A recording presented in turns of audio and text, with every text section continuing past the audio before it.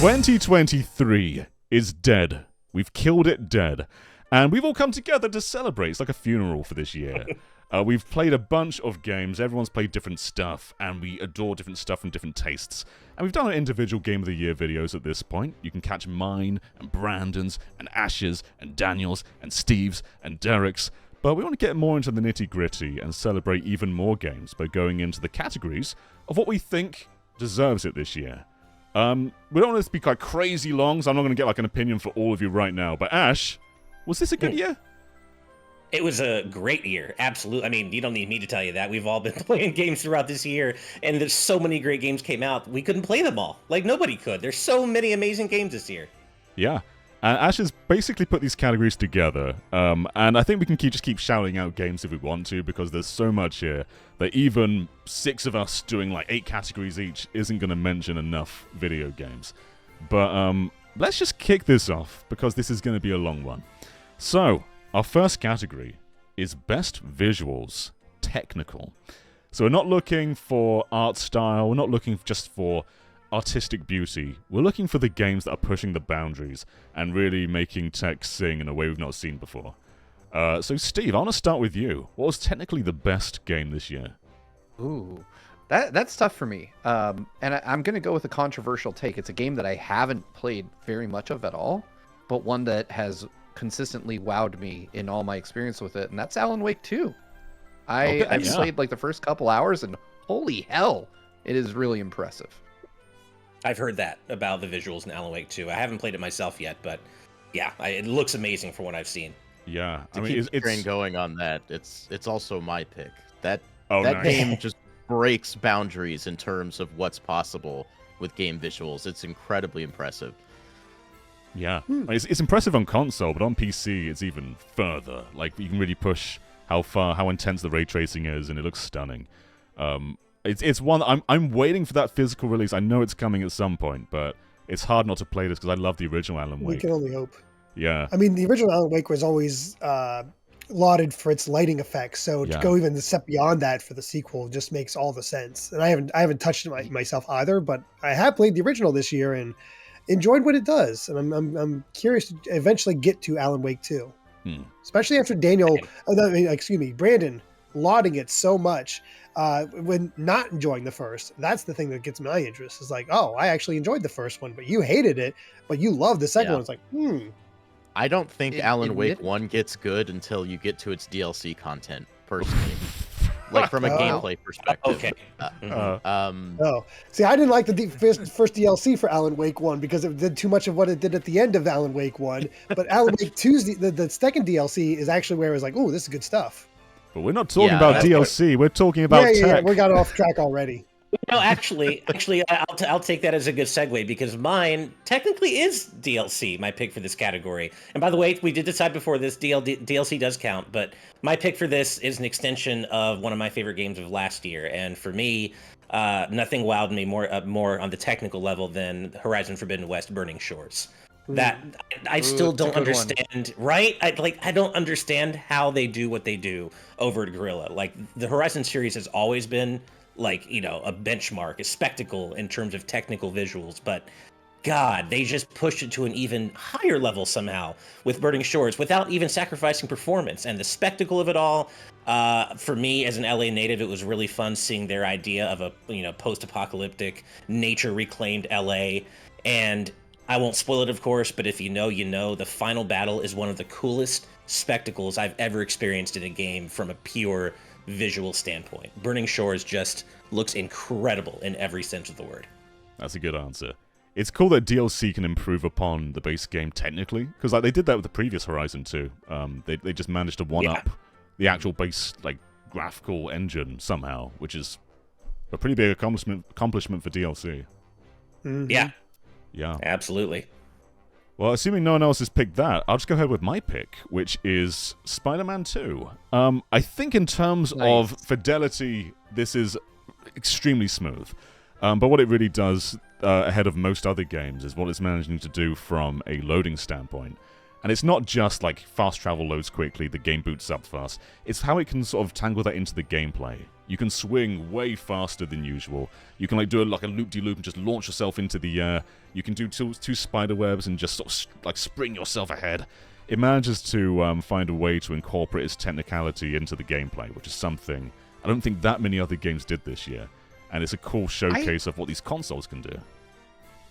See, now that's interesting because I took this category to mean strictly visual fidelity and not necessarily like technical aptitude or prowess, right? Sure. And I think if we were taking it to a broader, like what uses the tech available, and maybe I'm too early in Alan Wake 2.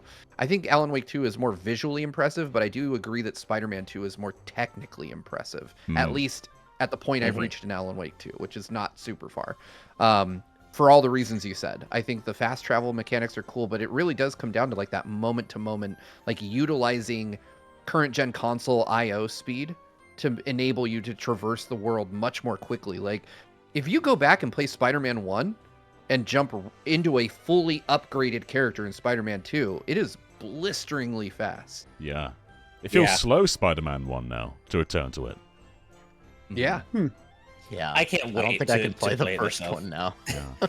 Well, and I'm actually so excited because that's like my biggest regret for the year is not getting to play that specific game, is Spider-Man 2. I'm going to get to it as soon as I can, but I did finally play Miles Morales this year, and I was blown away by the visuals in that, and that's obviously a few years old now, and that was a PS5 launch game, and that looks amazing. So I can only imagine what I'm in for with Spider-Man 2. But that was also a cross-gen PS4 game as well. So Exactly, it looks as good as it does. Yeah. So yeah. Yeah, I played Miles Morales earlier this year on the PS5, and jumping from that into Spider-Man 2 earlier this year was, you could tell the major differences between both of them. Like when you fast travel, you see the entire map, and you literally zoom right into the map, and you see Spider-Man flying like right into there, and that's like some of the coolest visual like just little things like that really add into like the real technical prowess they have for this at this point. And pretty much the first entire opening sequence with Sandman, like that showcases just how large of a leap they took with this technology, because you're going from set piece to set piece around this entire city, and it's all so seamless and flowing, and it just cool little things. Like you're fighting, you might be Miles fighting something in the inside, and you see Peter swinging around in the background, and there's just so many things that work in conjunction with each other, and that happens throughout the entire game. And they improve upon that with so many different ways. It's a technical marvel. While you've got the stage, Daniel, is your answer different? I mean, it more or less does lean more towards Spider-Man 2. Another one I had thought about was just because it was my first time with the game. I really enjoyed the way that they made Resident Evil look, and also have its Resident Evil 4 look, and also its atmosphere. Just probably because I just take peeks and looks into the original, and just to see how much that is expanded and looks so much better, and it really utilizes darkness in a really smart way. I feel like some horror games kind of lean into like it's too dark and you can't like it kind of loses the mood. But yeah, a lot of the sound design, everything about that, I think it was really well done.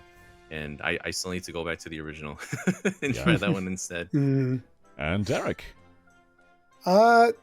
Obviously, I don't have a ton of varieties from what you guys have played, but the spectacle that got me the most this year was Final Fantasy 16, and I'm still extremely early in that game. But my God, the battles between the icons, I've only experienced 2, but they are just some of the like biggest technical showcases. And the game on just a base level looks really good, very smooth, very appealing. The characters emote very well. But then you get into those big icon battles, and it just swells, and you have just this spectacle that really impressed me right out of the gate, and just kind of overshadowed everything else I played this year, like easily. Now, granted, there's probably something out there that would impress even more if I had gotten a bit bigger pool of games to play. But just on like what I have played, my God, 16 looks gorgeous. Yeah. Final Fantasy 16 tries its best to out-showstop itself all the way to the end of the game, and I think I've only done the first does. 2. If you're at I forgot what order the icons are that you fight them, but it's either the next one or the one after that. It felt like the final boss was already happening. And oh my God. I know which one you're talking about, yeah. And then I'm like, they're not gonna, how do you top this with whatever comes next, and then they do, and it's ridiculous. To keep this train going rapidly, let's just go on to the next topic, which is best looking game in terms of art style. Just raw beauty. And Brandon, you didn't really get to take the stage because you had a similar answer to Steve. So what was yours for this year? This was the one I had the hardest time choosing. Ultimately, I have settled. I shouldn't say settled. Ultimately, I've chosen Pikmin 4. Oh, okay. Yeah.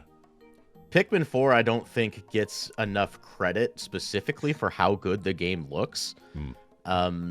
Obviously, it does lean a little bit more realistic in terms of the environments, but when you get down to the nitty-gritty and everything's all small, it does end up being quite stylized. From the lighting to just the way certain materials look, that was something that was impressive with Pikmin 3, but it's even more so here. Pikmin 4 is just a marvel to look at, and that's saying a lot coming from a console that is barely pushing out 1080p most of the time. Yeah, the fruit looks stunning, just like it did in Pikmin 3. It's crazy how much it can fit into one screen as well, because of course Pikmin's always been a top-down series, so to bring the camera closer to the perspective and let you like turn it around and see much more, it's impressive that they can pull this off without having to mask it like they usually do. There's also so much character with the Pikmin themselves and the monsters you fight. And yeah, of course, Ochi. Like Steve named his dog after Ochi. Yeah. Ochi is I love Ochi. Ochi's little guy of the year. Ochi's great. Yeah. Well, we'll do the reverse then. So, Steve, what was your favorite visually? So this game actually came up as we were chatting with our patrons before we recorded this video. My pick for art style of the year is Bomb Rush Cyberpunk. That's a good pick. So Nice. I'm a huge fan of Jet Set Radio. I have been since the Dreamcast days. And while many cell shaded games have come since, most notably Wind Waker, Jet Set Radio had like its own vibe to how it used cell shading. With kind of blockier character designs, more aggressive lines, and Bomb Rush Cyberpunk, for me, captures that essence perfectly. It is, a stunning game throughout, and it feels like I was just dropped into a modern remake of the original Jet Set Radio. And I can't think of an art style that I enjoy much more than that. Yeah, it's so good. Nice. It looks like just a continuation of Jet Set Radio Future, and that's in the best way possible. It doesn't look dated, and Jet Set Radio never has looked dated, which is why it's so strong today. But yeah, I fully agree. I wish that the new Jet Set Radio looked a bit more like this, because it just looks so damn good. Yeah. Derek, what about you? I waffled between two choices here, and ultimately, I think I have to give it to Mario Wonder, just because the character animation on that really just gets nailed. There's little touches here and there. It's the tiny details on the visuals that really make Wonder pop, because you have the gorgeous backgrounds, you have the the wonderful level design throughout the game, but it's the small character details, the way Mario goes into a pipe and grabs his hat, the way they kind of panic before a Koopa shell comes out of it. It's the small little details that you don't always notice that really make the game pop, and just a wonderful stylized look. And once again, you have that technical Nintendo wizardry that they did similar to Link Between Worlds, where they mess with the perspective in order to showcase that stylized visuals. And yeah, it's just an adorable game, and I think it really handles the small details very well to really augment itself. That makes my segment nice and quick, because I'm the exact same. Mario Wonder was such a joy, like coming from New Super Mario Brothers. Like, I think that what you're saying about perspective, those games just had Mario looking dead on the entire time, and he could never be expressive because of that. But now you can see every single wrinkle of his eyebrows, his eyes, his nose. It all looks great. And yeah, it manages to put Mario in different places too. Like, there are like water levels and grasslands, but they've never looked this good. They've never had this many colors in them. And yeah, it's just a stunning looking game. Daniel, though, what about you? To call out though, I'm surprised neither of you called out the silhouette levels. For Oh, me in yeah. Mario Wonder, those are some of my favorite moments where you just see the bright blue eyes and the red of their mouth. They love look great, the way yeah. Nintendo Those are cool, but silhouette levels have been done a lot, so that doesn't stand out to me like other Like ones. since 'cause- Returns, right? DKC Yeah. Returns, I Returns. think. Yeah. There was definitely an era of like Rayman Origins and Limbo and a lot of like silhouette kind of Yeah. games. But yeah, they were Yeah, cool. there Though. was- Yeah. Oh yeah, they were. Yeah. They do have their own way of standing out. The backgrounds in Mario Wonder have like they're so much more alive than they've ever been in a Mario game. Like there's so much depth and detail in pretty much every background of every single stage. I don't think everyone really notices it because we're so affixed to the characters in the foreground. But those are something that I really thought helped flesh that world out. And yeah, that with all the character animations as well. Like just when a Goomba is walking along and it's like in a spot where it can't move anymore, it just looks defeated and straight into the camera. Just Yeah. like, little One things of my like that. one of my favorite little details in Mario Wonder with the character animation is when you hold down the run button and they do kind of like they ball their fists and get into a little ready stance. It's such a Yeah. slight change from their usual idle animation, but it really sells the kind of running and more intense, action that they're going to be doing. It's such a slight thing, but it really makes a difference. Yeah. Mhm. But Daniel, what is your answer for this though? For a more like stylistic visual style, I think I would have to say that's more so Hi-Fi Rush for me. I really Cool. enjoyed the way that game Nice. moved. I was hoping someone would say it. Yeah. The cell shading style just combined with the fact that it's all based around music, and that's the entire like aesthetic, that's the entire theme of the game. It's everything's music based. It worked really well with it, and it just feels like I'm playing a Saturday morning cartoon sometimes while I'm running around in that game. And yeah, it just the voice acting and just the fun animations that everybody does and the combat as well. Everything kind of flows into each other really well. And I always love seeing more stylistic, cell shaded style games like that, and they always hold up long after they're released. And I think Hi-Fi Rush is going to also like remain as a visual very visually stunning even like generations from now. Was that Yeah, your answer too, Ash? 'Cause I saw you smirk when you said it. It Yeah. shows. I was hoping somebody other than me would say it. Thank you, Daniel. I'm so glad you did. Hi-Fi Rush. I mean, in a year of amazing games, this one was really clear cut for me in terms of stylized visuals. And this is way back in January, but turns out Hi-Fi Rush is it. As you were saying, Daniel, it's like a Saturday morning cartoon or almost like a manga come to life with all the onomatopoeia that happens when you're doing different attacks and the manga style cutscenes and just the fantastic cell shaded visuals. And then some of the cutscenes have that Spider-Verse style of a lower frame rate, which looks really cool too. And everything about this game looks stunning. And I think I agree with you, Daniel. It's going to be a high benchmark for stylized visuals for years to come. Awesome. Well, we've talked about visuals, both in terms of tech and raw art style. Let's move on from visuals, though. Let's give an appreciation to another category.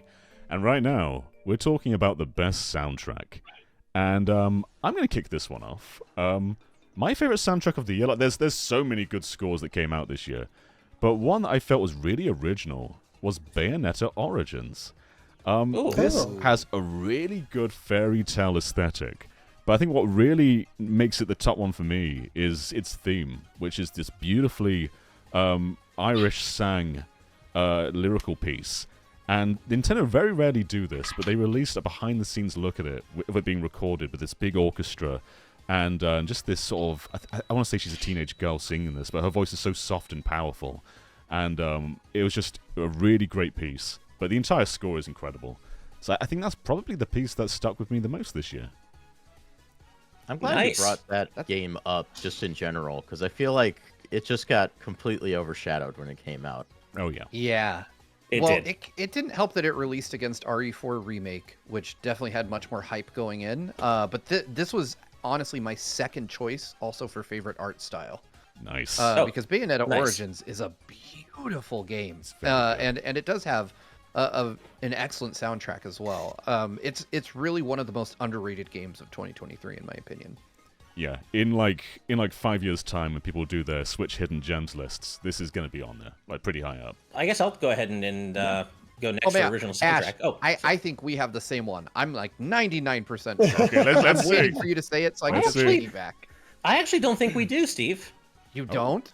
I don't think so. I think I'm I know. waiting. I'm waiting. Okay, I could be so- wrong, but In a year full of great soundtracks, I agree with you, John. There's so many amazing original scores released in games this year.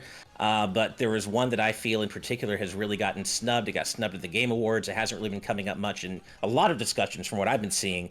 And for me, that is Octopath Traveler 2. Yeah! Yeah. I mean, Yasunori Nishiki is so good at what he does. He's so good at taking that 16-bit, 32-bit era of JRPG style music and recreating it with, and with a full orchestra and a modern context, but still making it sound very video gamey, if that makes sense. And he does it again in Octopath Traveler 2. And look, there were some amazing soundtracks this year, like Sea of Stars I loved, and Tears of the Kingdom had a great soundtrack. Like, there's lots of stuff. Hi-Fi Rush, obviously, but man, for me, it was Octopath Traveler 2 all the way when it comes to best music. I'm glad someone said it, because Octopath 2 soundtrack is so good. Good. With Tears of the Kingdom, in the Game Award categories, it got nominated for Best Soundtrack, but not Best Audio Design. I feel that's the reverse. Tears has incredible audio design, but the actual new tracks, like outside of cutscene score, there aren't that many actual original tracks in that game. True. Yeah. Although the ones that are there are fantastic. Like when you're doing the Wind Temple boss and you hear the Dragon Roost Island theme come in during the boss fight. Oh yeah, it feels so epic. Like the moments are there, but yeah, there isn't that much actual new music. Yeah, that's the thing. Like most people remember like the main theme that you hear during the trailer. Like that's the main theme people call back to on this. But there's a lot of other cool soundtracks too. Again with Dragon Roost, like when you arrive at the village, it's like a snowy like more atmospheric version of it when it's still there, but that only lasts until you're done with the area. You never hear it again. Never shows up again, which is a crime in itself. I like the new shrine music. I think that's really cool. That is good. Oh yeah, that's a song that I remember as well. But honestly, like, there's not a lot I can say is new because a lot of the soundtrack is just from Breath of the Wild. Like when you're wandering Hyrule. Yeah. Now, did anyone choose Tears of the Kingdom? Like, is anyone just sweating right now, going like, "Oh no, that was my pick"? Okay. No. Really All not. right. Okay. Well, let's mix up the order a bit. Derek, what was yours this year? So, it's funny, and I keep picking this, but I'm just thinking about it and the way I despite me playing so little of it, but I do have an excuse to actually be able to pick this one because thank you, Theater Rhythm, for this. Final Fantasy 16. Once again, because of Theater Rhythm. Well, what I played of the game is really good, but I got to hear later pieces thanks to Theater Rhythm that I had not heard yet in the game itself. Yeah. But yeah, 16 just is fantastic. It's once again done by Masayoshi Soken, who is a legend among the Final Fantasy 14 community, and just has these epic scores. And my God, I will never forget the song when you're fighting. It's Phoenix versus Ifrit. At the beginning, you've seen it in the demo. The way it ramps up, it just gets you so hyped for it, and it's so good throughout. I love this soundtrack. It is really just a lot of fun. It's another reason I'm looking to get back into the game, just hear more of those pieces of music and hear what they have. And they're so into it because they have their own music player in the hub that you can go to and just listen, like put whatever song you want to play while you're wandering around. I do want to give a little shout out though for a song that's been stuck in my head ever since it's came out. That's not related to Final Fantasy 16. Doesn't really qualify for best soundtrack or anything. But Guilty Gear Strive just had a new character come out called DLC character named Felt Valentine. Old character, but my God, her theme has been stuck in my head for basically ever since it came out, and it's the weirdest fusion that you'd ever imagine that combines death metal screamo with like cheery pop music, and it works so well, and it has been stuck in my head. I love this song, and just check that out. It's called Extras, or just look up a Felt's theme from Guilty Gear Strive. But best song of the year for me, best soundtrack though, 16 easy. Also my pick for soundtrack of the year. Nice. Final Fantasy 16 has great music. We all know this, but the reason I ended up picking it is because its battle theme, just its actual regular battle theme, has been such an earworm for me. You can ask Michaela, like I'll just start humming it Or when she was watching me play through the game, whenever I would be in a fight, I would just be like, dun dun dun dun Yeah. dun dun dun. It just repeats that like 12 times before it even changes. But it's such a good song. It really pumps you up, and that's something I've always loved in games. Like, you know, I love Monster Hunter, and Proof of a Hero always makes me feel so powerful. I get those same vibes from Final Fantasy XVI's battle theme. I can't wait. One of the Icon battle themes also just completely blew me away. It was Titan. When the music starts for Titan's battle theme, looking forward to that one. I was just like, what game am I playing? It can get very, very strange. If you ever heard of his Shadowbringers soundtrack, it can go in so many weird ways, but it works. And you just let the man cook, and it's good stuff. So I'm gonna have to listen to Octopath too, Ash, because I can't imagine a world in which you pick anything over the soundtrack for Sea of Stars. It's my number 2. It's my number 2. Chrono Trigger as hell. Yeah. I like Mitsuda's compositions within this. It felt like I was just playing a sequel to Chrono Trigger. That man knows how to throw down a bass line like no other. You could tell which tracks Mitsuda composed just from the overall feel of them as you play the game. And it is easily for me like the single most obvious influence that Chrono Trigger had on probably my favorite RPG I played this year. I think that Sea of Stars was, I would put it above Super Mario RPG. I didn't play a lot of FF16. I know a lot of folks are giving that a lot of love this year, but I didn't play a whole lot of it. So for me, Sea of Stars was my favorite RPG this year, and this was like the soundtrack was a huge component of that for me. The music that plays moment to moment in this game just is so evocative of Chrono Trigger, which, as Ash and I have said repeatedly, is like one of the greatest games ever to do it. So yeah, this was like an easy, no contest, no thought needed for me. This soundtrack has been in my head for the last like month and a half.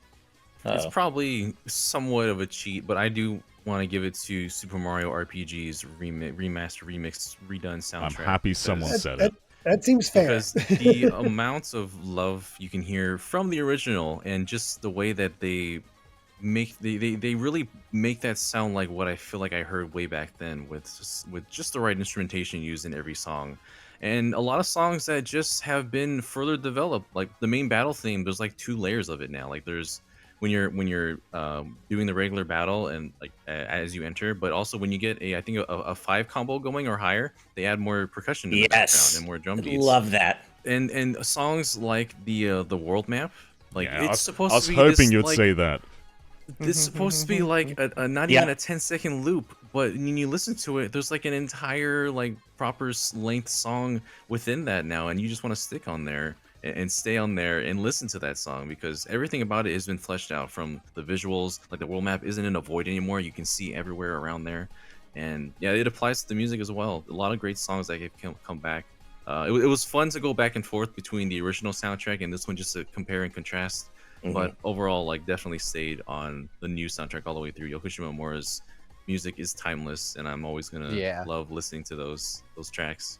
Dude, it was so hard not to pick Mario RPG. Like she's my favorite musician ever, and it was so hard not to pick Mario RPG, because I so agree with everything you just said. And especially when I first heard the percussion coming in that kicks in after you get a 5 combo or more, I'm like, that is such a Shimomura thing to do, and it just makes you get so pumped up. And every battle theme has it too. It's so cool. And I'm sorry, I dropped out. The audio dropped out for me while you were talking about Sea of Stars, Steve. But yes, I completely agree with everything you said about that too, and it was my number 2. Awesome. All right, well, that's all the soundtracks that we're shouting out for this year. But we are done with presentation. We're now talking about the best narrative. And I'm going to catch you off guard, Daniel. It's your go again. What was the best narrative?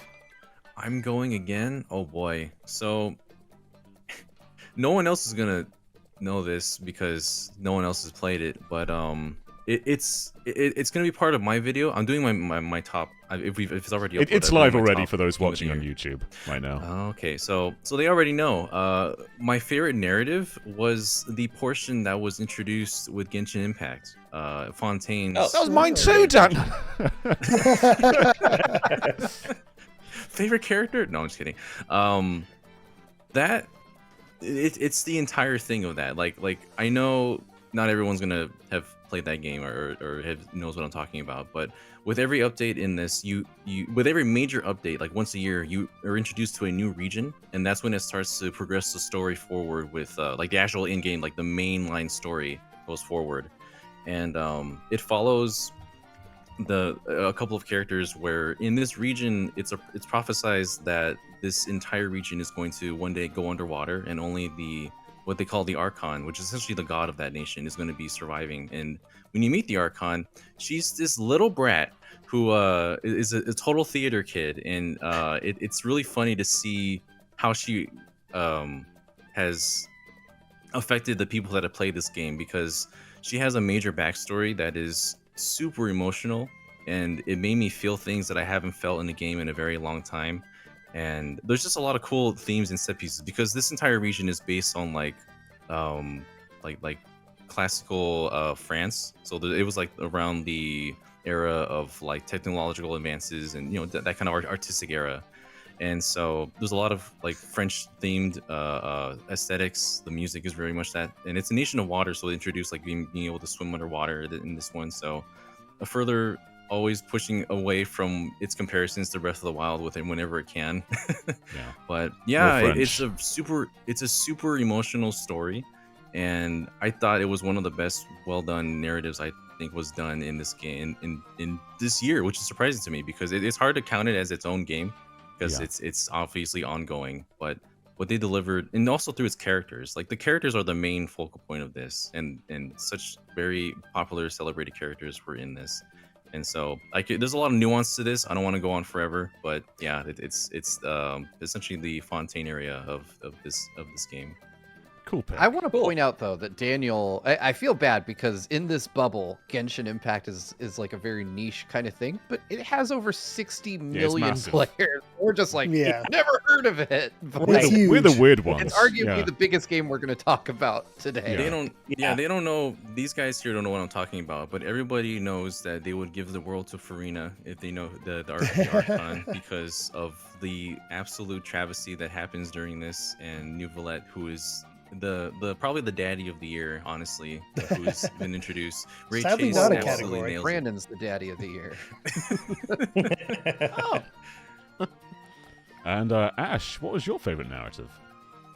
Man, this one was tough for me this year, because I feel like a lot of the games that I may have really been easily able to consider for this category, I didn't get to play. Like I was saying earlier, Spider-Man 2, I didn't get to it, and also FF16. So this one was tough for me, but I then kind of reminded myself, well, wait, my favorite game of last year had some really damn good DLC this year that I also really enjoyed in a story sense, and that, of course, what I'm talking about is Xenoblade Chronicles 3: Future Redeemed. I think we were all of us who played XE3 were looking forward to the story DLC to see how it was going to fill out some of the past events and bring everything to a conclusion. But I don't know that a lot of people were expecting it to be as satisfying as I certainly have found it to be. And it's hard, because I hate to lean on DLC for that. But at the same time, when I think back, there are some other narrative high points. There are some things I really liked about Tears of the Kingdom story, actually. But when it really comes down to it, the emotional high points for me were in Future Redeemed. I'm piggybacking off you. That was the exact answer I had. Nice. I think if I can count a game's free updates as something you can make a given award, I think you can count DLC in this category as well. Especially when it's its own 30-hour campaign. Future Redeemed kind of does what the original game doesn't. Like Xenoblade 3, it connects all the stories together and all the worlds together, but it doesn't really go deep into the series lore. And that's what Future Redeemed does. It takes everything like pre-Xenoblade. That radio really is just... oh my god. Without that radio, I don't know if it would be in this spot, but with that radio, it just puts I think it'd still be together. in this spot, but that radio helps a lot. Yeah. That radio that changed and shocked Xeno fans everywhere. Yeah. Oh, yeah. The internet. But even just the base story, though, without all these layers of a whole, continuum with all the Xenoblades, I think they're just the new characters. Like, Matthew is brilliant. I love him. Yeah. And Rex and Shulk, seeing them aged is good too, but they don't take the spotlight. They're there for fan service, and they're there to tie everything together. But it's not their story really, and I love that they still manage to tell something a bit more accessible while throwing all this crazy interconnected stuff together. But yeah, that was definitely my pick too. Nice. And I'm going to piggyback off of you guys because, yeah. Wow. All right. Very much like Ash. I mean, 16 could have made it to this point, but yeah, as a longtime Xenoblade fan, it hits all the right notes. It's what you kind of wanted out of the main game. It's what you wanted to just see how these characters interact and what it all means for each other, and to see some of the new areas and what they meant and what they're referring to, and seeing how it all builds off one another. It just really clicks and just makes it so interesting, so fun. Some really brilliant new characters, and just outright saying what these characters are all about and what these locations are all about. It really just clicks in the way that I think a lot of people wanted the main Xenoblade 3 to, but it also makes sense because Xenoblade 3 is far less accessible if it's all of a sudden you're like, you got to know these characters. To make it DLC and just like a treat for fans, it works. And even still, like John was saying, to anchor it around Matthew, who is a brand new character, and to fill out the emotional core of the story really does work. And all I'll say is it's amazing how much they seem to have planned out for it, because you go back, I went back and read all the founders plaques after beating this. I was like, oh my God. it was explicit. It's very clear what they were doing. Is anyone else saying Future Redeemed, or can I go to someone else? There's some more beans in here. Any more beans to talk about? Brandon, do you have any beans, or do you have something new? I mean, I like beans. I also like Future Redeemed, but that's not my pick. My pick is Alan Wake 2. I thought so, Yeah. Alan Wake 2 picks up pretty much right where Alan Wake 1, and I guess American Nightmare leaves off. I didn't play that. There is some context in there that I'm definitely missing, but it's not enough to Why isn't American Nightmare part of the remaster at that point? Like, what the hell? It really should be, because there's a whole thing that game does that probably should know about, but whatever. Alan Wake 2 is really good. Its story, in a similar way to Future Redeemed, it's just kind of catering to that Remedy-verse fan base. Like, they're giving you what you want. It's very self-indulgent in that way. But one thing I love about Alan Wake 2 is that it's not afraid to just be silly, stupid, and campy. Thank you, Game Awards, for showing me that. Oh, yeah.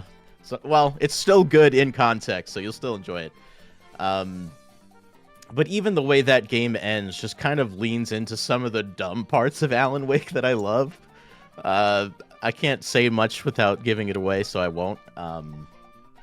But I just really love what Sam Lake is doing here. Remedyverse is so cool. The world is so weird, and the rules it plays by aren't entirely clear. But I like that, because it makes the game continue to be surprising. If you played Control, there's even some elements there for Control fans to latch onto, which is really neat. There was one other element of Alan Wake 2 I wanted to mention. Oh, yes. So they added a new gameplay mechanic where the main character goes into her mind place, and she has kind of this murder board. And as you obtain clues and information in the game's story, you add to that board and put the pieces together. Like, really, it's not so much a gameplay mechanic as it helps you visualize what's happening in the game's plot. But tying that to a gameplay mechanic like that just makes it feel a lot more involved, and I really appreciate that. So, like, the game marries gameplay and narrative in a way that I haven't quite seen before. What did he say about it? Appreciate about the Mind Place is also that, unlike many narrative-driven games, with Alan Wake 2, if you leave it and you pick it back up, you could go right to the Mind Place and remind yourself where you're currently at. Yeah, that's cool too. Which is really helpful as somebody who has to put that game down, do other stuff, and come back. Yeah, I think we're just waiting on Steve's answer for narrative now. Yeah, I want to give a shout out to a game I almost very nearly put up for this, and that's Spider-Man 2. I'm a huge Spider-Man fan, and I loved the story of Spider-Man 2. Like, Venom is my favorite comic book villain of all time. Insomniac did justice by the character, but it got dethroned at the 11th hour by God of War Ragnarok Valhalla. Oh wow! Whoa, okay. I'm not done with it yet. Oh boy. I'm not going to go into spoiler territory, but what I will say is that if you've played through God of War Ragnarok, it is a powerful story on its own, but it leaves you with questions about the future of Kratos. And Valhalla thoroughly answers those questions.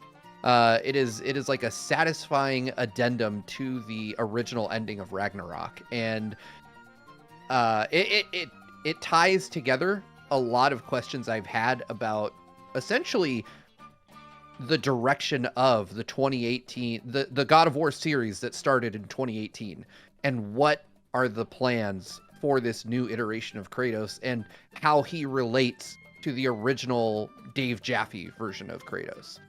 So it's a really powerful story, and it's delivered kind of wrapped up in some really fun gameplay. But ultimately, you hear roguelike, you hear, randomized elements, you think, oh, there's not going to be a whole lot to this. Like, it's just going to be arcadey stuff. But there is some really powerful story stuff going on under the hood here in Valhalla.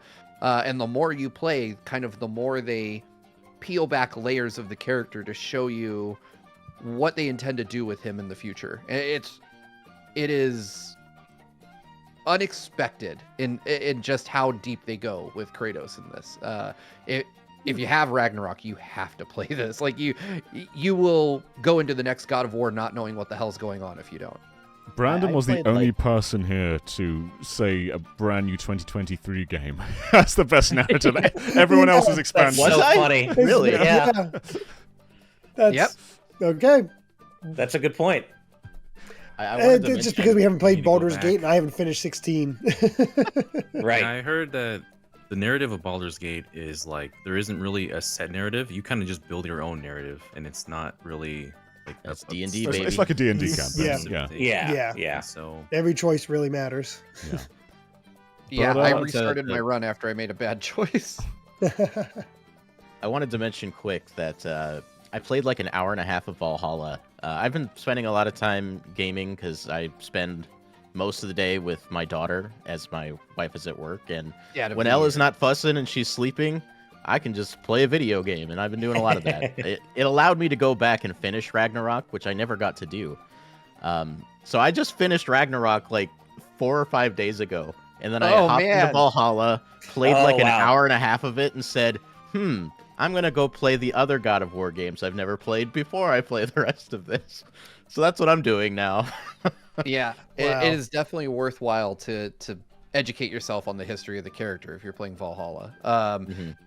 Yeah, it's so good. It's so good. I wish I could say more about it. Maybe someday when more time has passed. But imagine waiting for essentially over a year between the ending of Ragnarok and then finding out what you find out in Valhalla. Like the wait is I'm curious. excruciating when you know that there's more to tell.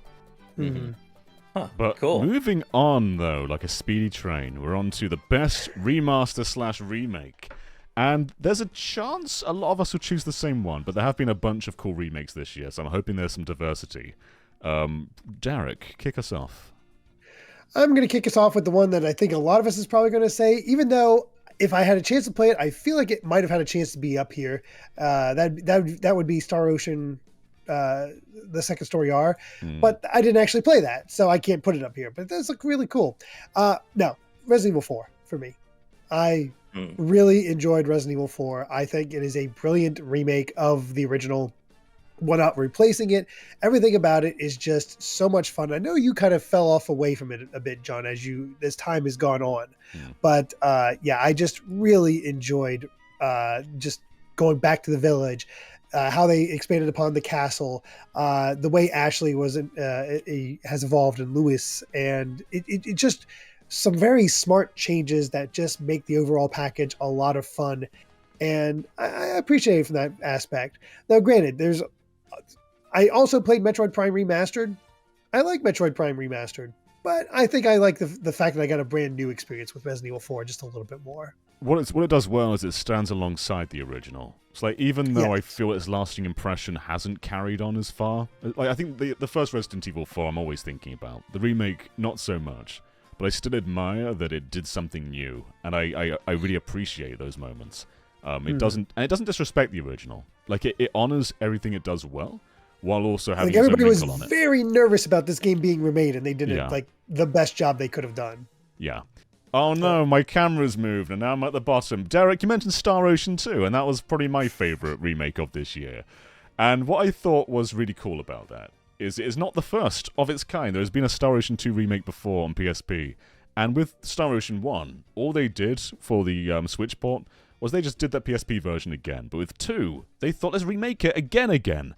And so you have something that's kind of like a HD 2D hybrid, where it's fully 3D, apart from the sprites have that sort of 32-bit aesthetic. And I love how they've just kind of perfected what was already pretty much perfect with Star Ocean 2. It is the perfect point to jump into this series, because it's, in my opinion, the best game in the series. It tells such a wonderful story, and it just looks utterly stunning. It doesn't reinvent Star Ocean 2, but it just makes it more modern, and I think it's probably quite far ahead for me as my favorite remake of the year.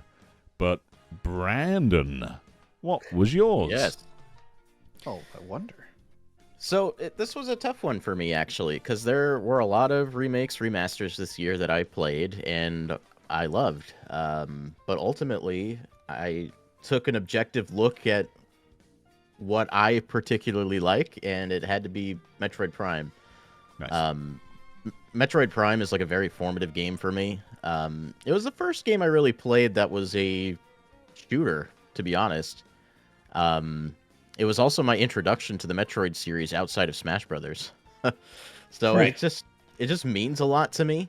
And it's a very faithful remake. It makes that game look like how I remembered it on the GameCube. And we had a discussion about this that's separate that you can find on the channel about remasters, but I find a lot of value in both something that reimagines as well as something that is faithful. Yeah. This just makes an already great game better. Like it has a control scheme that I think is superior to any other version. You got twin sticks plus gyro. Like it's literally perfect for me. Like this is there's no better way for me to play Metroid Prime.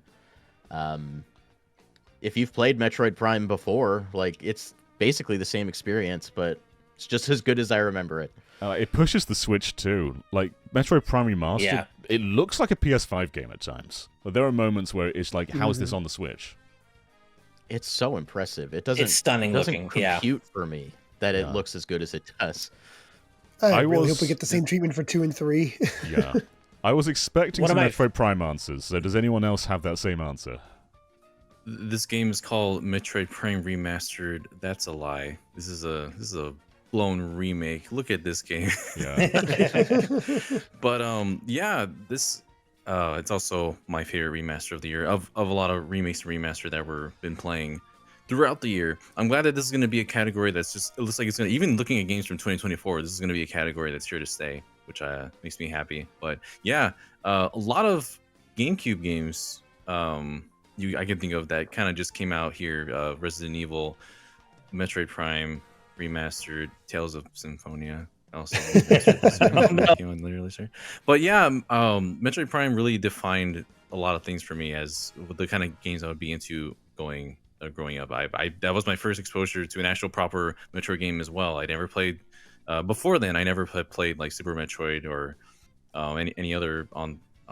Well, there weren't even that many previous releases at that point, which is crazy to think about.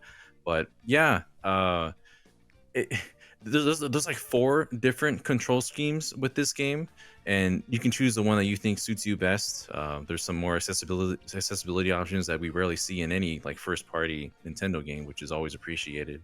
But yeah, along with that, like it's the game that holds up very well, and I am more excited playing this because it kind of gives you a taste of what we're in for once they eventually finally do go into Metroid Prime 4. We got like a demo of what we might be in for going in there, and I don't know if we'll also see echoes or corruption as well. I don't know if we necessarily need to, but if that does happen, that's also I'm down for it with this new modernized control scheme with or the Joy-Con or whatever control scheme we might see in a console that's not the Switch. Who knows?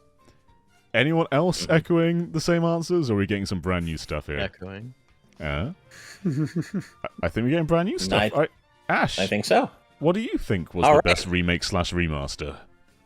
Man, I was so torn on this because my answer was very nearly Metroid Prime Remastered, because I agree it's so good. It is the definition of a great remaster. But then I sat back and took a good hard look at just the amazing new breath of life they brought into Super Mario RPG.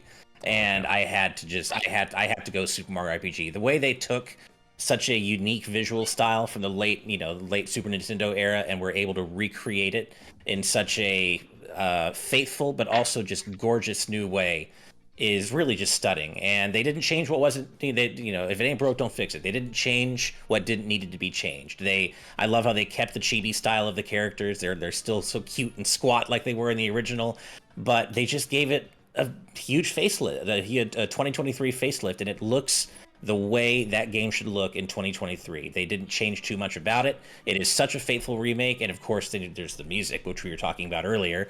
The remastered soundtrack is fantastic, just like we knew it would be. And, it's still the same charming, great game it always was, just with a new, gorgeous coat of paint. And I think it is really the definition of how a remake should be handled in terms of staying faithful to the original while just bringing it up to modern technical standards. I think they just did a fantastic job with this game. And I mentioned this before, but it makes me want to see other games in that, late Super Nintendo 90s CG style, like Donkey Kong Country. I want to see that remade just like this was. I think that would look incredible. And so, yeah, it's got to be Mario RPG for me. What's great is it doesn't modernize the designs either. Like, it's Super Nintendo Toads. They didn't try and put in some 2020 Toads. Yeah, it's good stuff. And you get like such great updated animations for characters like Mallow, who like just has a whole new look to him now, even though it's very faithful to the original. Yeah, I feel like the sprites for the enemies too. Sometimes it was hard to kind of tell some of their details back in the Super Nintendo. Like, I never realized that Valentina was wearing a bird on her head. I thought she just had green hair. No, this whole time she's wearing a bird on her head, which makes her even weirder than she already was, and it plays even better into how it looks like Squawks, yeah. But it's just it helps it play into Super Mario RPG's already weird identity even more, and I'm so glad they didn't change that weirdness about it, Yeah. And finally, to wrap us up on this category, Steve. Well, I actually have to co-sign with Ash. Okay. Super Mario RPG was my favorite remake. I think Ash covered it pretty well, but I will say one of the things that I love about Super Mario RPG is that it is simultaneously faithful while making an appropriate amount of changes to make the game feel fresh and updated for the modern era. But one of the things that I love most about it is that it captures the spirit of Super Mario RPG, because it's hard to look back at the Super Nintendo version of Super Mario RPG and be wowed by its visuals. But if you were around like I was at that time, that was a deeply impressive game from a technical standpoint. And Super Mario RPG for the Switch, in my mind, is just as impressive as the SNES original was in modern context. Like, it is one of the best looking Switch games I played this year, and I would argue that it's a standout in the overall, nearly 8-year library that Nintendo has created. It is a gorgeous game. Like, moment to moment, this game is beautiful. It's very hard to find fault with it, from a visual standpoint, when compared to the larger Switch library, especially in a game where you've seen my video. My favorite game of the year oftentimes dipped into the 15 to 20 FPS range. Anytime you fired up Ultra Hand, Tears of the Kingdom would groan under the pressure of it. So, Mario RPG is a super performant, really visually impressive game that is supremely faithful to its 16-bit origins. It just takes the source material, expands upon it, and makes it more beautiful than it's ever been. I absolutely love this game.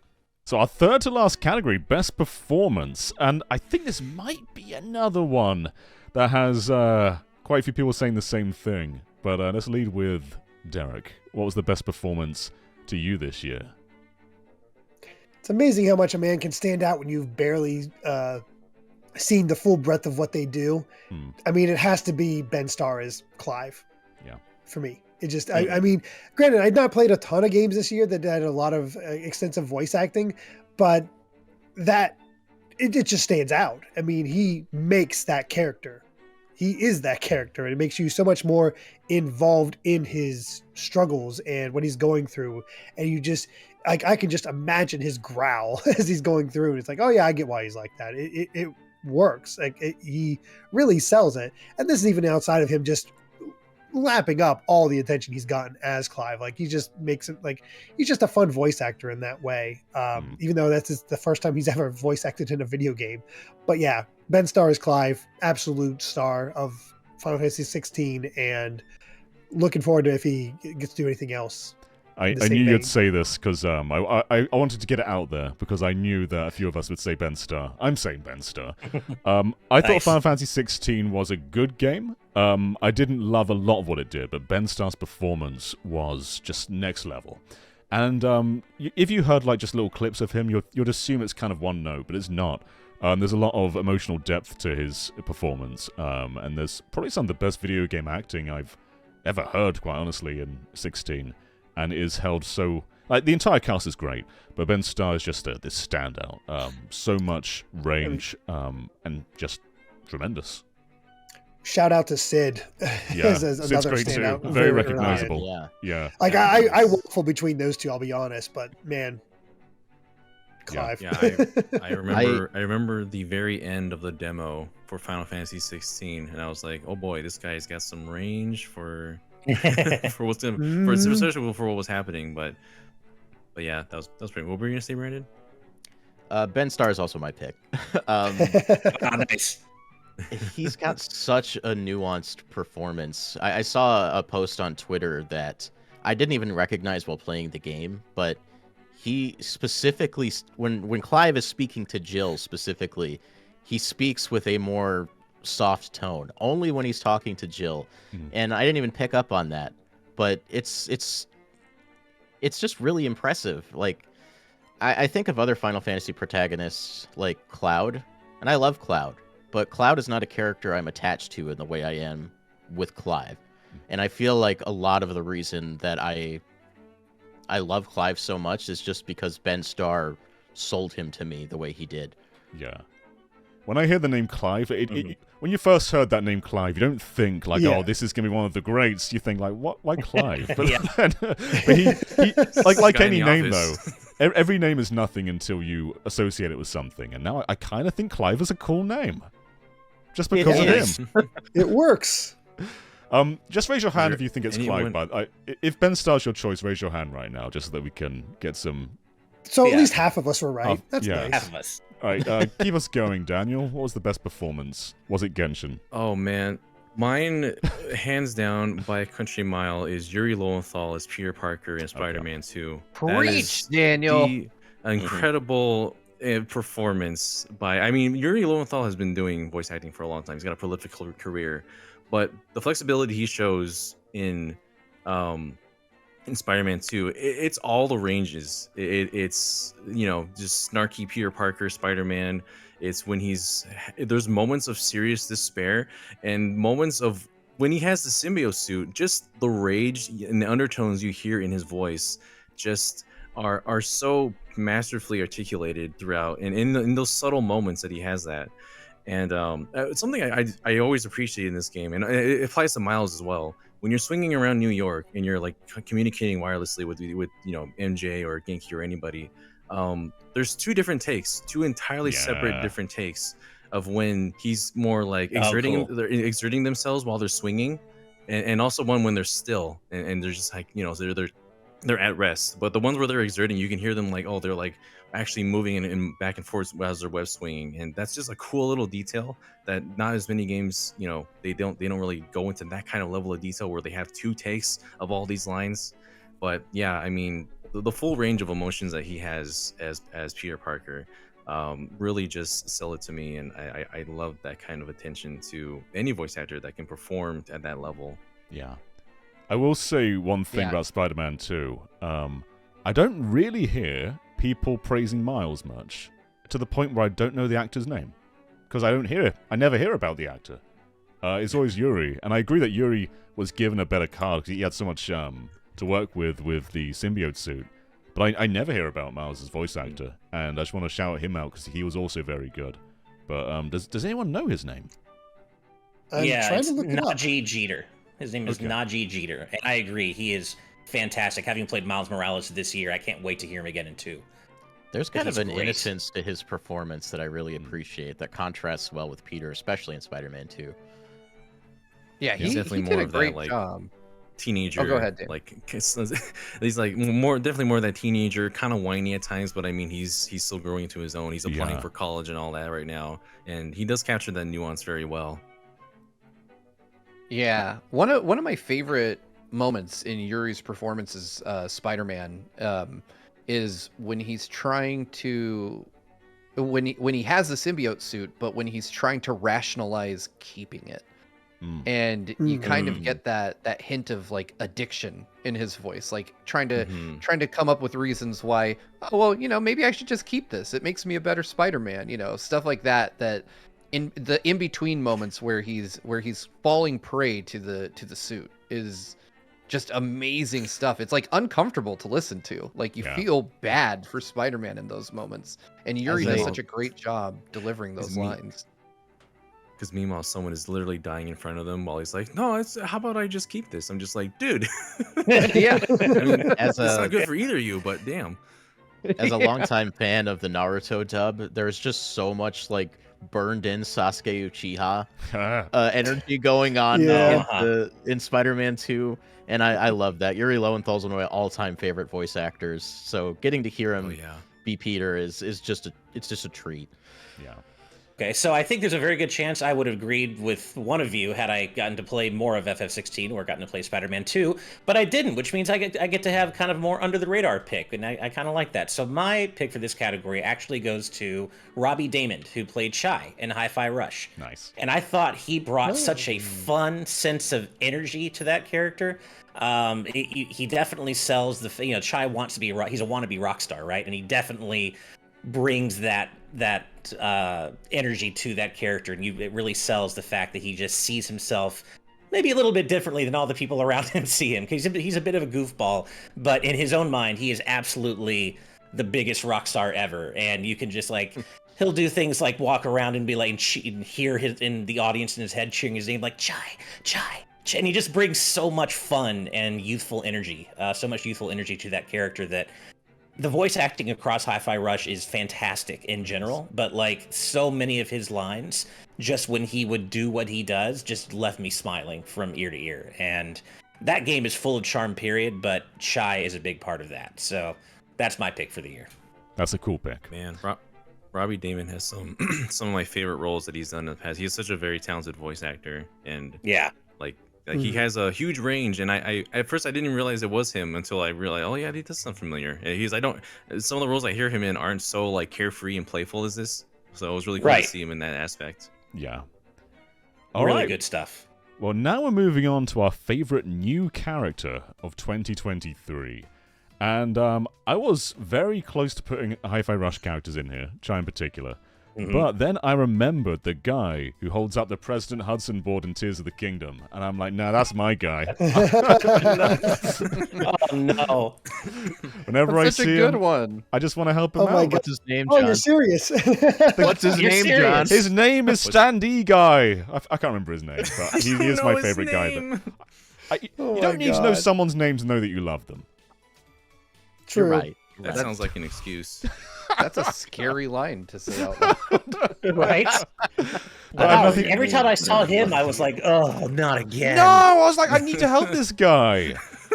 Every single time I wanted to help So him. devoted. And there are Did you people out track there. down every instance of him? Yeah. And there are people Okay. who are like, you can just use those floating tiles to support your stands. I was like, no, I'm going to be honest with Mr. Standee Guy. I'm going to build actual structures for him every time I see him. And it was always a joy to see him. And every time I failed, I could feel his remorse, and I wanted to be better for him. I He's want the you to guy. know his name is Addison, by the way. Yeah, Addison. Yeah. Yeah, I think I did know that deep down. So funny. Wow. But anyway, John's like, sure. Steve, who was your favorite guy / gal? It's a gal, and I don't know if they're new, but they're new to me, and I'm now verifying their name after what I just put you through. I'm putting up Saga Anderson from Alan Wake 2 as my favorite new character. Oh, okay. She's a badass She's definitely detective with her own mind place, which is not a mind palace. And I've played not enough of the game, but I already know from the little bit that I've played that she's just a badass. Like she is. I like that they introduced somebody who their power is not just their ability to, pew pew bad guys and hit them in the head every time with a bullet. Like she thinks her way through problems, and she's quite literally like a genius bordering on having, predator or supernatural abilities. Like she's just cool, man. Brandon had a heck yeah there. Do you also have an Alan Wake character in there, or do you have someone new? I'm second guessing my choice now. Okay, I'm gonna say my first one, but I'm gonna have an honorable mention for the next one. My choice was Sid from Final Fantasy 16. Okay. Sid is a guy you can just like believe in. He's such a righteous dude while also being kind of an asshole, but you can excuse him being an asshole because he's like Barrett, right? Like Barrett can be kind of a dick, but he's such a cool guy because of what he's fighting for, and Sid is exactly the same way. And I love that. Sid has such a kind of poignant character arc in Final Fantasy 16. Obviously, his vocal performance, as we mentioned before, is iconic. No pun intended. So Sid is definitely my number one. Right behind, though, speaking of Alan Wake, the Koskela brothers. I don't know, Steve, if you've met these two characters I don't know yet. these guys. I haven't yet. So these two dudes are entrepreneurs of Bright Falls, and throughout the game, you will occasionally see the commercials for their businesses, such as their theme park, Coffee World, a theme park about coffee, or their adventure That sounds tours, amazing. where they take you through the great sights of Bright Falls.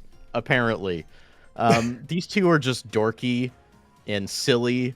Their commercials are hysterical, and they're all filmed in live action, something Alan Wake 2 does a lot of. There's a lot of live action in Alan Wake 2.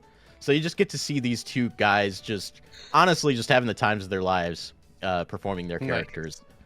I'm excited for you to meet them, Steve. They're pretty fun. Stop selling me on Alan Wake 2, Brandon. I know, right? Sorry. You're selling me so well on it. I want to go to Coffee World now. That's where I'm stuck. I just need to go to Coffee World. Right. Yeah. Coffee World's the greatest, man. Well, so far, everyone's had a different answer. Let's see if that keeps up. Daniel, who's the best new character? It's hard to decide because I don't want to say anyone that I've already said already that we've already mentioned already. But because we didn't bring them up on our dogs list, and because I wasn't sure if it counted as a dog or not, I'm gonna count Sami from Fire Emblem Engage. This adorable little loaf of a creature. Why didn't we include them on the dogs list? No matter, I don't know. No one mentioned anything. No matter where we are, no matter where you go and explore on the Somniel, Sami will follow you. You can see him on the map. This little dot will continue to approach you no matter where you are. And when he looks at you, he looks up and he has a blank look on his face. Sometimes he'll just roll over on his back. He doesn't really do too much, but he's just a lovable little creature. You can give him glasses. I put in mine with shades. You can name him whatever you want. If you don't want to name him Sami, but I'm very attached to the Sami name. He can go fishing together. He doesn't really help you, but he kind of just there as a cheerleader to help you, encourage you as you're fishing.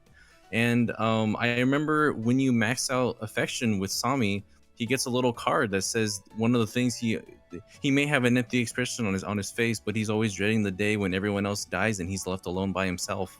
So sad. little things like that, Just want to He's take adorable. care of him. Derek, are you choosing Somi too, or do you have another character in mind? I am not choosing Zombie because I have not played Fire Emblem Engage. I did, like everybody else, I also considered a Final Fantasy 16 character, but I feel like I just did not have enough time with them in order to really declare that. I also considered Street Fighter 6 characters. because I like the designs of all the new Street Fighter 6 characters, but I never gravitated to anyone as from a gameplay standpoint to really connect with them. Sure. So I had to pass them over. So I thought about it and I ended up on Matthew. Matthew is just a fantastic new character and lead for Future Redeemed. He is, the same sort of hot-headed guy you typically expect, but the way he handles problems between characters, like the way he settles down Glimmer and I'm blanking on the other guy's name, but Nickel. Nickel, thank you. Their scuffle at the beginning is great, and just the way he interacts with most people as he goes through the game is a lot of fun, to the point that I didn't really change characters as I played through Future Redeemed. I didn't really try out playing as Glimmer or Nickel or A or even Shulk and Rex. I stuck with Matthew. Yes, I just enjoyed him the most. So yeah, Matthew just ended up being my favorite new character of 2023. It's a very good choice. Laura from Torna shouldn't be forgotten either. Monolith Soft's expansion leads are just fantastic. Oh yeah.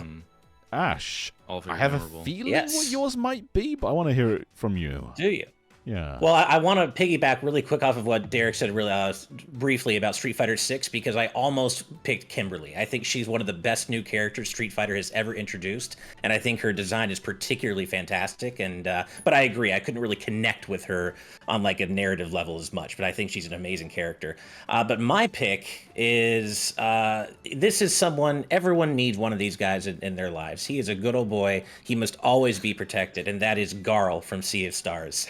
He is the best friend anyone could ever ask for. He's not particularly deep. He's not like a deep, complicated character. He's just a damn good friend who will have your back no matter what, all the way to the end of the world. And he's an amazing chef. He can fight. He's tough. He can fight. He can cook for you.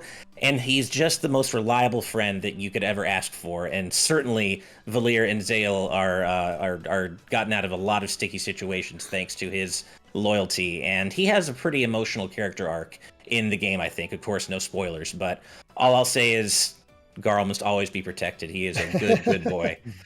And I love Garl. He is a breath of fresh air among the characters that are very much throughout most of the game I've played of that so far. I gotta say, Ash. He's definitely. I agree. I hear you. He's left you stiff, Ash. He's left you stiff as hell. He has. He has. There are other characters I like in Sea of Stars, but Garl, yes, I think he's the standout. I agree with you, Derek. Even from just a little bit I've played, the 10 hours or so till the plot is finally kicked in, I like the little personal story for him where he has actually earned the respect of this guy who was discounting him this entire time. I like that little subtle thing that's going on there. So yes, there's nice character development with Garl. Yeah, he has a great arc, and he's one of the most refreshing parts of Sea of Stars' story, I think. I was semi-expecting a Hi-Fi Rush character from you, but I just want to shout out the entire cast of that game because the whole cast. I almost said Shy. Yeah. All right, guys. I almost went with Shy. Yeah. Let's get to our final category. We're at the finish line now. We can wrap this thing up. So, we're looking for the most anticipated title of 2024. Now, of course, this is bound to change over the course of the year because going into a new year, we rarely know the entire schedule. We're just basing this off what's been announced so far. Let's start with Steve. What's your most anticipated title coming up this year? Oh, man. I think we're about to run the board. The Final Fantasy VII Rebirth. I can't think of anything that I'm more excited to play next year. And thankfully, we won't be waiting long. We got like 2 months until this absolute unit of a game drops. I have to play this. Like, if I could find a way to get this now, I would. There's no... this is right up there with, Tears of the Kingdom, Spider-Man 2 as one of those games that I'm like, I don't know how Square Enix could screw it up so badly that I'll have a bad time with it. I'm confident that this will be a game that I'll be talking about in December of next year. It's almost guaranteed that this will be one of my favorite games of 2024. And if you've played Remake without going into spoiler territory, that there are so many wide open possibilities for Rebirth that I'm just excited to see how Square Enix has answered the many questions that I have coming out of Remake.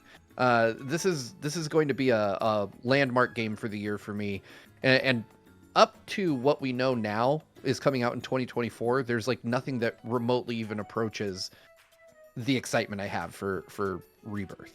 Just to make this manageable, raise your hand if you're also Rebirth. Right. Okay. There you go. Let's. Ash was going to say something. It would be the holdout. All right, Ash, go on, you Yes, I'm lead. gonna just take a break right now. Yeah, Sorry, Daniel and I what'd can you say, sit back. Ash can lead for a second. Daniel and I are going to sit back for a moment. All right, what do you have to say about Rebirth? I mean, Oh, actually, I'm not surprised Rebirth is not yours either, John. So yeah, interesting. Yeah. I mean, what can I say? You know, my man Steve already said so much of what I would have said. FF7 Rebirth, nothing else even comes close for me. This, you know, in terms of what we know of next year. If by some miracle Square said tomorrow, hey, guess what? Kingdom Hearts 4 is coming out at the end of December. That might give it a run for its money, but that's never going to happen.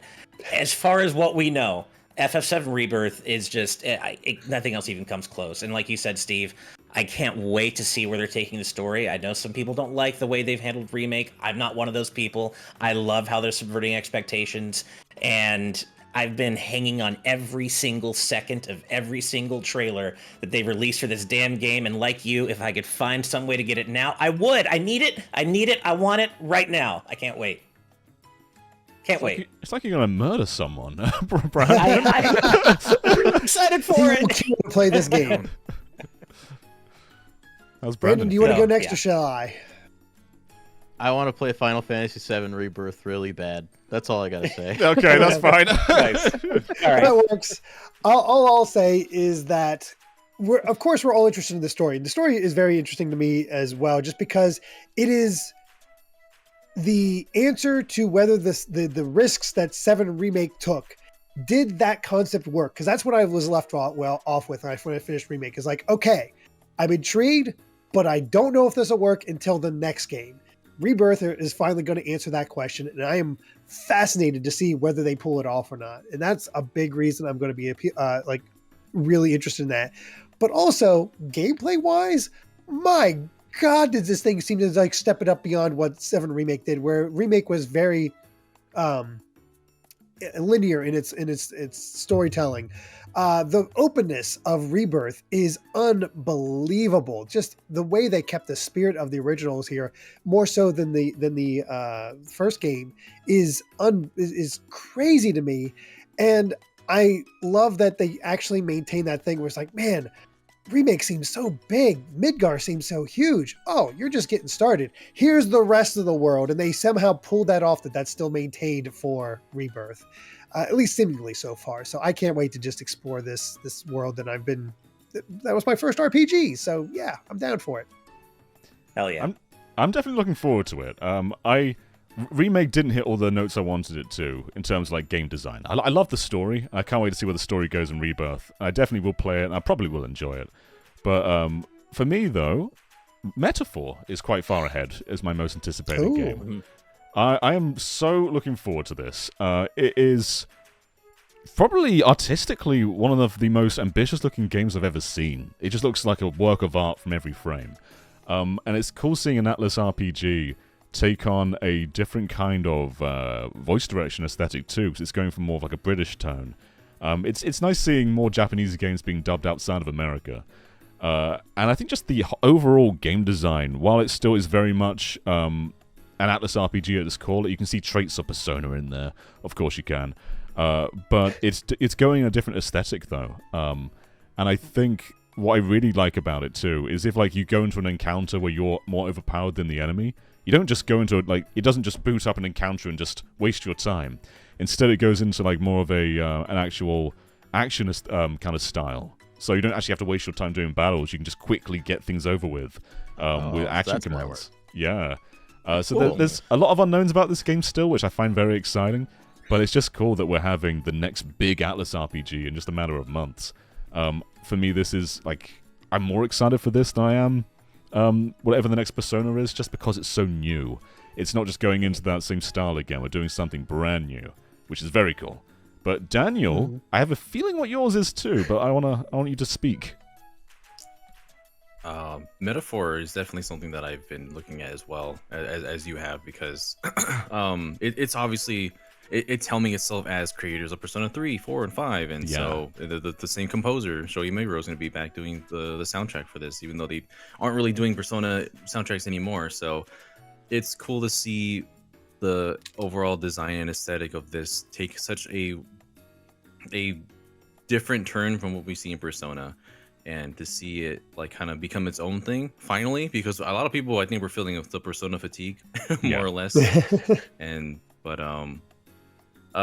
that being said, like I'm also a fan of Rebirth. I'm also really excited for that. I don't want anyone to think like I don't care about it because it's not the one that I chose on my very top one. Yeah. But it's gonna be hard for me at this point next year, because for the remake category, there is the Persona 3 Reload as a remake remaster, and also Paper Mario: The Thousand-Year Door. And Dragon Quest 3 is lurking somewhere in the background. Somewhere. It's definitely coming out next month, right? As far as we know, it's gonna. For all we know, it's gonna shadow drop one day, and we're all gonna be surprised. But no, it's Paper Mario: The Thousand-Year Door is my most anticipated one, because the Paper Mario series is so beloved to me. First RPG really ever that style I ever played was on the N64, and for a long time I always flip-flop between, do I like the original Paper Mario or the Thousand-Year Door more? And I think as time has gone on, as I've played more of each, it does lean more to the Thousand-Year Door because of just how much more expanded it is upon the original. Original Paper Mario is pretty much like your classic romp through the Mushroom Kingdom, save Peach from Bowser, and go through all the iconic points or more or less areas that you would see in a Mario game. But Thousand-Year Door just takes it to so many different weird locations that you don't expect. I mean, it starts off in a very impoverished area where there's a noose in the main town square, and it just kind of gets weirder at points from there. But yeah, I'm super excited for people to play that for the first time. All the people that are huge Thousand-Year Door fans can finally play the Thousand-Year Door, and now we can all catch up with each other. So that's exciting. It's but very yeah, exciting. Persona 3 is really close as well, and that's going to come out sooner. But I think I have more of a soft spot for Paper Mario. See, I was expecting you to say Persona 3 because that is essentially a new game. Like, it's a remake, but it's basically a new Persona. Me too. And what's exciting about surprised. that too is like Persona 5 is a PS3 game, whereas like 3 Reload is that's like a massive jump from where Persona 5 was. But Thousand-Year Door is a very cool pick too.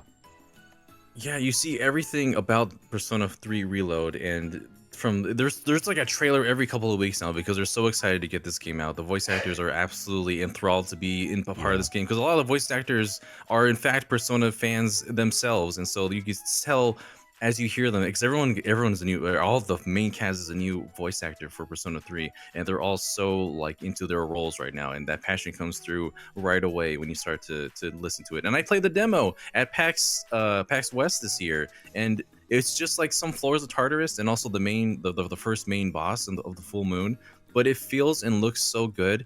And everything that I'm seeing is just fantastic. It doesn't have Kotone, and that's my only criticism. That's why if she was there, this would probably be number one. But you know what? We're gonna take what we can get. Well, that is the end of this then. That's all our categories done. And if you're listening to this and wondering, like, why aren't we talking about game design? Why is it just visuals, narrative, soundtrack? Well, we all have individual Game of the Year lists where we talk about our favorite games of those years. And if you want a bit more substance about why we love these games so much, about why the interactive medium is so special and how it all works here, you can listen to them. There's like, they're like 20 minutes each. There's 6 of us. It's like 2 hours of content for you to listen to right there. And plus however long this was, like an hour and a half as well. So you've got a lot of rambling about our favorite games of 2023 to listen to. So please check those out. And guys, anything you want to say about this year just before we close off? It has been a banner year. For sure. I mean, I think we all probably feel that way. What a year for video games, for the medium in general. Like, wow. Especially, particularly for remakes too. A lot of really cool remakes and remasters this year that I didn't expect to see. Totally. Stop laying off developers. Thanks. Let's end it there. That's a good note. Sure. Yeah, that's a good way to do it. Thank you, there was a lot of Brian. great games in there. Sure, it would be nice to keep the developers who made them. 100%. Well said. Well said, yeah.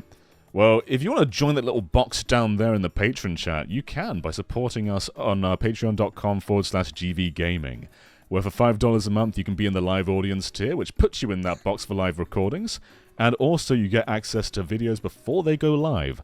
And in this week in particular, we were recording this days before it went live. We've given out videos a week in advance to prepare for the new year. So in situations like this, you can get videos way in advance. But yeah, please consider supporting us if you enjoyed this, if you want these perks, or you just like supporting us. And until next time, guys, have a great 2024, and we'll catch you next time. Bye. Bye. Bye. So we meet again.